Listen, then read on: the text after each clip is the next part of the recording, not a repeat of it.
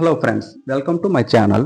Friends, AP POLYCET 2025కి సంబంధించి మీకు వచ్చిన ర్యాంకు సీటు వస్తుందా, ర్యాంక్ వచ్చిన సీట్ రాదని టైటిల్ పెట్టారు. ఎందుకంటే 90 కంటే ఎక్కువ మార్కులు వచ్చిన ప్రతి విద్యార్థి టాపరేనండి. అలా అనేసి తక్కువ మార్కులు వచ్చిన వాళ్ళు టాపర్స్ కాదని ఏం కాదు. ఎందుకంటే పాస్ మార్క్ అయిన ప్రతి ఒక్కరికి ర్యాంక్ వచ్చింది. ప్రతి ఒక్కరు క్వాలిఫై అయ్యారు. ప్రతి ఒక్కరికి ఏదో ఒక కాలేజీలో ఏదో ఒక బ్రాంచ్‌లో అయితే కంపల్సరీ సీటు వస్తుంది.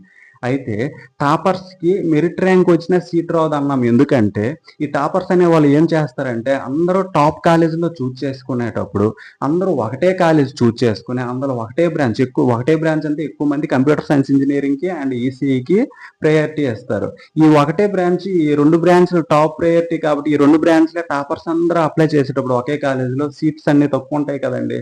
మాక్సిమం 66 ఉంటాయి. ఒక్కొక్క బ్రాంచ్‌లో సీట్స్. అవి రావడం కష్టం కదా!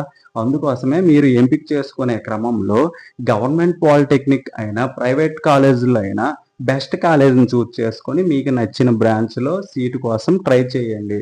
ప్రైవేట్ కాలేజ్ అయినా పర్వాలేదు. ప్రైవేట్ కాలేజ్‌లో నీకు నచ్చిన బ్రాంచ్‌లో సీటు వచ్చేటట్టు చూసుకోండి. ఎందుకంటే గవర్నమెంట్ వారు ఫీజు రియంబర్స్‌మెంట్ అనేది ఇస్తున్నారు. కాబట్టి ప్రైవేట్ కాలేజీలకు కూడా గవర్నమెంట్ వారే ఫీజు చెల్లిస్తున్నారు.